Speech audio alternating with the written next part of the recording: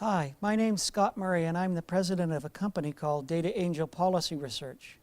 The videos that you see below were prepared by Data Angel in collaboration with Bow Valley College in Calgary, Alberta, and with funding support from Human Resources and Skills Development Canada. They focus on adult literacy and the need to increase adult literacy skill levels to protect our economic future. Without doing so, we will inevitably become less wealthy and less healthy. The plight of Canada's Aboriginal populations is particularly acute.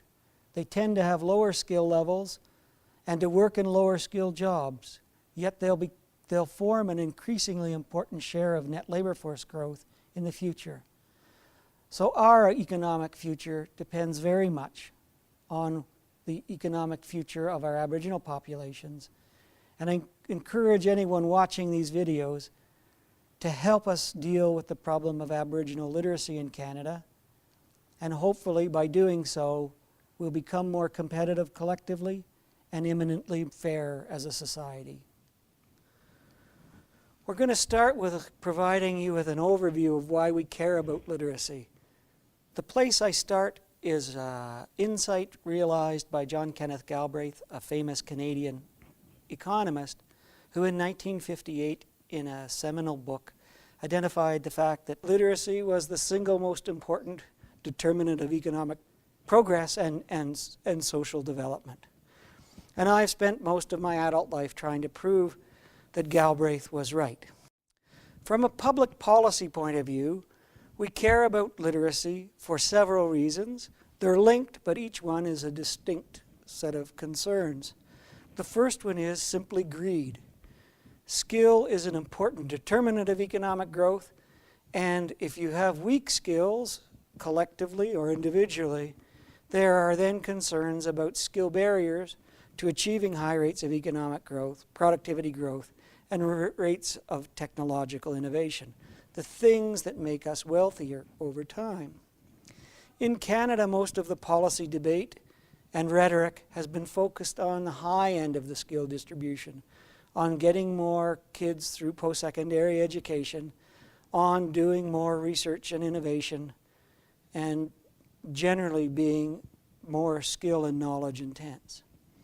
Our work is focused on the other end of the skill distribution, on the skills of the average worker and what those skill levels imply for our future economic prospects. The second general level of interest relates to what I refer to as fairness.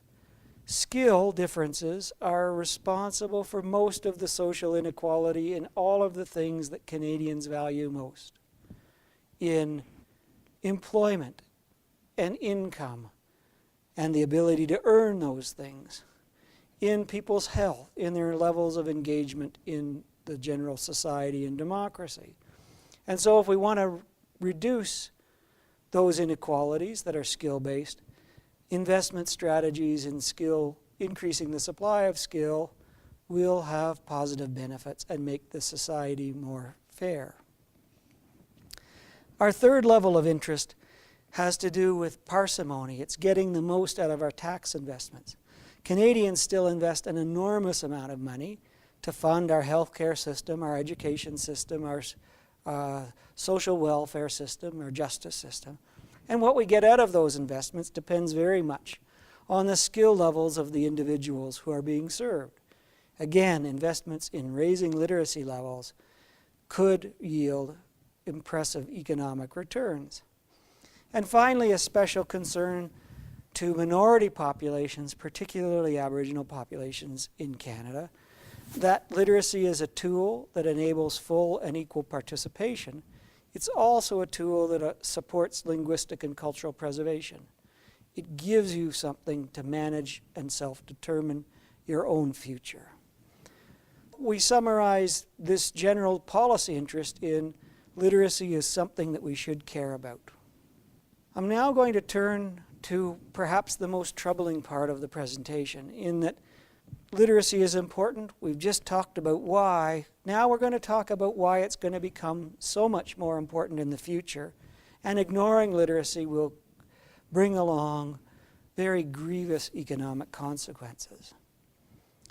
Why this should be so has to do primarily with changes in global markets. The first change is that markets have become freer, so now we can sell to anyone, anywhere in the world, and so the market for any Canadian firm that can become competitive is 6.5 billion people, and that represents huge opportunity for Canadian firms. Again, provided they have the skills to be competitive in a global market.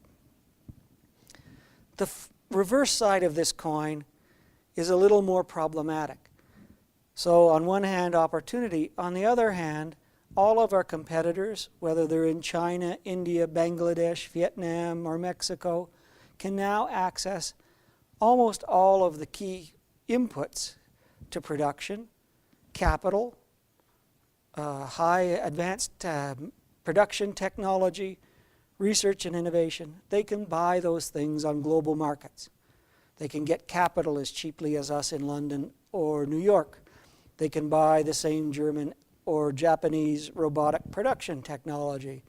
And they can hire the same rocket scientists from any number of global research and innovation centers, universities, research centers, whatnot. And so all of the advantage we used to get from those things by having access to cheaper capital and better technology have evaporated.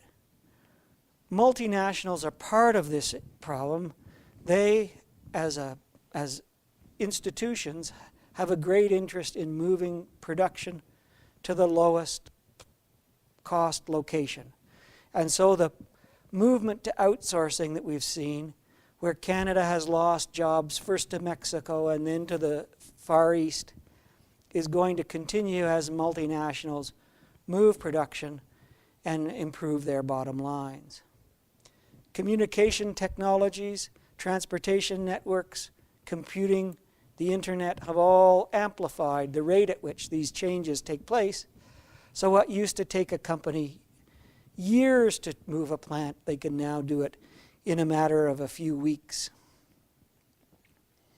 If this were not bad enough, something that is inherently good is happening in the developing world. They're investing massively in education, and that's having the effect, as one would expect, a hugely increased supply of these economically productive skills like literacy. So taking China as the example, their whole labor force is not as skilled as ours, but the top 25% of their workers are more skilled than our entire population. And so now these developing countries, to varying levels and degrees, can compete on quality because they're using the same machines, and they can compete on price because they're still working for far lower wage rates than prevail in Canada. So this creates a productivity gap that companies, in order to be competitive, need to close.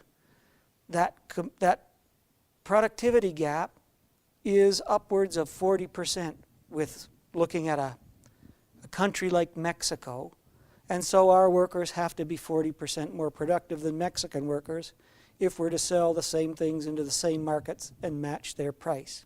Something that complicates the response to this productivity challenge is that we're coming for the first time into a labor shortage in Canada. And we've been in labor surplus for the past 50 or 60 years. And so employers are used to being able to hire whoever they want. That's going to change, and employers are going to be forced to hire whoever they can get. This labor shortage is going to be exacerbated by the performance of the Alberta and Saskatchewan economies projected. They will suck workers from the rest of the country. So in many provinces, the people who stay home and don't move to other provinces are going to be on average even less skilled. Employers aren't ready to wake up to this problem yet because for the past 50 years we have been successful. So this translates into workers don't know they have skill problems, employers don't know that they have literacy skill problems, but they're slowly awakening to the challenge faced by Canada in having to compete to a completely different world. So that's why we need to care more in the future.